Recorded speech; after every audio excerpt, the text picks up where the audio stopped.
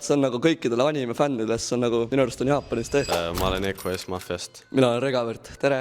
Ja täna me oleme Sneaky Pop-Upis, vaatame, mis meile meeldib, mis meeldib veel rohkem. Alustame, mees. Kohe näha ülilai valik tossa, nagu siin ei ole ainult Air Force'is, nagu kõike. Mulle kohe jäi silma see Mason Mihara, see on nagu kõikidele anime fännidest, see on nagu minu arust on Jaapanis tehtud. Kui sa nagu Converse'i vend ei taha olla, nagu siuke igav Converse'i vend, siis ma võtaks küll need, siin on nagu siukest eripära on olemas täitsa nagu. Minule võib-olla jäid silma Aagid.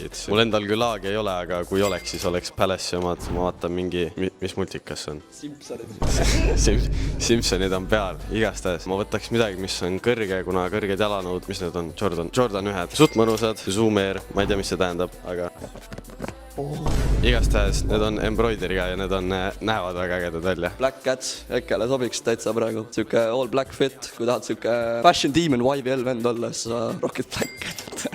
Muidu siuke interior on siin üli nice, et väga simple, aga nagu catchib silma. Jõudsime särgi osakonda, kohe see või? Spider-Mani uus film on tulemas, see Brand New Day või? Kohe näha siit Supreme, X Spider-Man, X New York, X Event, X jalanõud. Babysärk läheb ka mu fitiga praegu kokku, mustvalge. Sellel on see mingi R-täht ka, nii et see näitab, et see on trademarkitud. Nii et ainult Babyl on selline ja seda saab ainult Sneakist. Sneakbot tuleb lahti 4. juulil. Ja meie ööbime siin põrandal see päev, nii et tulge vaadake veidi.